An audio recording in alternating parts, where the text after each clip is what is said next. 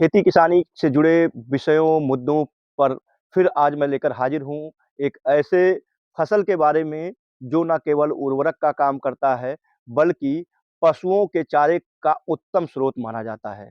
आपको बताते हुए खुशी भी होती है और या विश्वास भी होता है कि जो किसान इसकी खेती शुरू करेंगे, वह निश्चित तौर पर अपने पशुपालन में, दुग्ध उत्पादन में, मांस उत्पादन में वृद्धि तो कर पाने में सफल होंगे ही, साथ ही जैविक खेती की तरफ एक कदम और आगे बढ़ पाएँगे।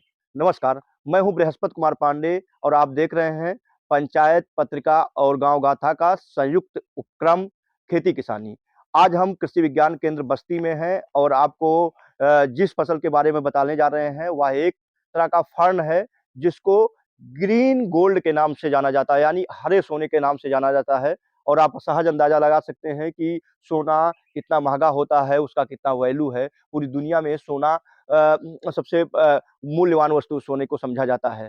तो अभी हम जिस ग्रीन गोल्ड की बात कर रहे हैं, हम चाहेंगे कि हमारे जो साथी हैं, वो इस ग्रीन गोल्ड को की तरफ कैमरे का फ़ोकस करें और बताएँ और आपको दिखा दें कि जो मैं हाथ में ले रहा हूँ, ये इतना फर्न है, इसको अजोला फर्न के नाम से जाना जाता है।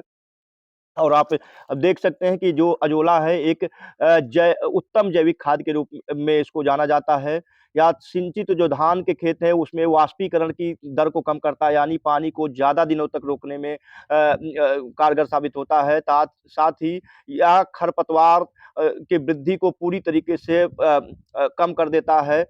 रासायनिक जो उर्वरकों का प्रयोग है उनको कम कर देता है। और इसको देख रहे होंगे जो इस गड्ढे में अजोला फर्न फैला हुआ है, इसको यह जो है एक सस्ता और सुपाच्य पौष्टिक पशु आहार माना जाता है। और बता दें कि 30 से 40 ग्राम अजोला अगर प्रतिदिन हम मुर्गियों को खिलाएँ तो जो मुर्गियाँ हैं, उनकी वृद्धि तेज़ी से होती है और उनके अंडा उत्पादन की क्षमता भी 10 से 15% तक बढ़ जाती है।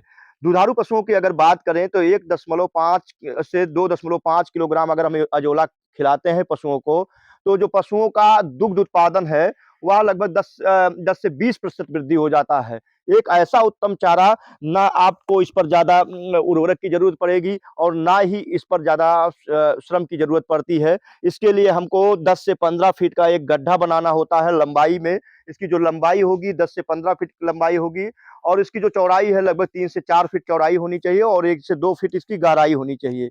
इसमें आपको इस फसल को लेने के पहले इस गड्ढे को आपको पक्का तैयार करना होगा और पानी का वाष्पीकरण ना हो, रिसाव ना हो, उसके लिए आपको इसके तली में एक पन्नी बिछानी होगी। उसके बाद तली में पन्नी बिछाने के बाद आपको सबसे पहला जो काम करना है उसमें 10 से 15 किलोग्राम आपको मिट्टी की परत उस तली में बिछाना है और साथ ही आपको 3 से 4 दिन पुराना जो है गोबर की खाद इसमें पानी में घोल करके इसको आप पूरी तरीके से गड्ढे को भर देते हैं। लगभग 5 इंच पानी गड्ढे से नीचे होता है।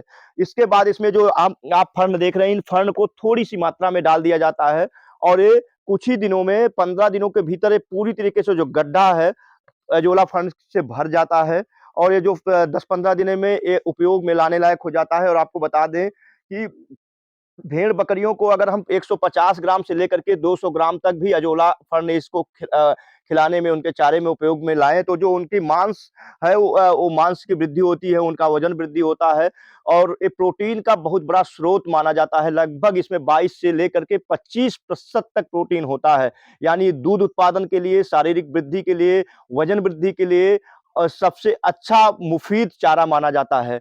हम आपको अगर बता दें कि जो प्रजनन क्षमता है, पशुओं में जो प्रजनन क्षमता होती है कई बार घट जाती है। तो ऐसे में जिस हरे सोने की बात कर रहे हैं, ग्रीन गोल्ड की बात कर रहे हैं, अजोला फर्न की बात कर रहे हैं, अगर पशुओं को इसको आप खिलाते हैं तो उनकी प्रजनन क्षमता काफ़ी हद तक बढ़ जाती है। साथ ही अब फास्फोरस की कमी से पशुओं के पेशाब में जो रक्त यानी खून आने की समस्या होती है, अगर हम एजोला फर्न पशुओं को खिलाना शुरू कर दें तो ये समस्या भी दूर हो जाती है। और पर्यावरण के नज़रिए से अगर हम अजोला फर्न की बात करें तो अजोला फर्न एक ऐसा फर्न है जो पर्यावरण में कार्बन डाइऑक्साइड की मात्रा को काफ़ी कम कर देता है। ऐसे में पर्यावरण के नज़रिए से भी इसको हम काफ़ी अच्छा मान सकते हैं।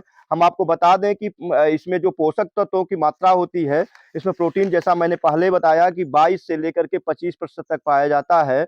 वहीं रेशे की बात करें तो रेशा भी लगभग 12.5% मात्रा इसमें होती है। वसा भी इसमें भरपूर मात्रा में होती है, लगभग 3.5 ग्राम होती है, प्रतिशत होती है। कार्बोहाइड्रेट 50% तक होता है।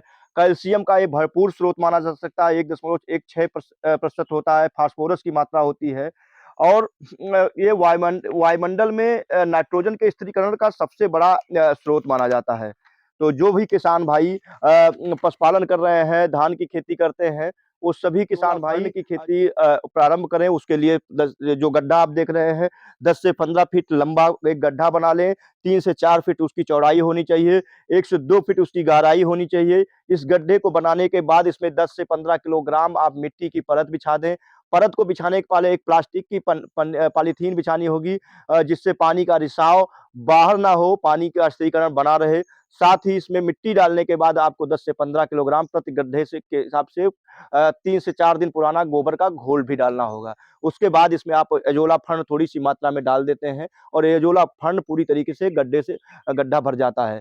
तो किसान भाई, आप अगर धान की खेती करते हैं, जैविक खेती करते हैं, पशुपालन कर रहे हैं, मुर्गी पालन कर रहे हैं और दुग्ध उत्पादन के क्षेत्र में हैं, तो इसका उपयोग ज़रूर चारे के रूप में करें, खाद के रूप में करें। मिट्टी की उर्वरता बढ़ाता है, खरपतवार को नियंत्रित करता है, वाष्पीकरण को ये पूरी तरीके से नियंत्रित करता है, जिससे पानी की मात्रा सिंचाई के लिए कम ज़रूरत पड़ती है। तो इस हिसाब से हम ये कह सकते हैं कि अजोला वास्तव में एक ग्रीन गोल्ड यानी हरा सोना है।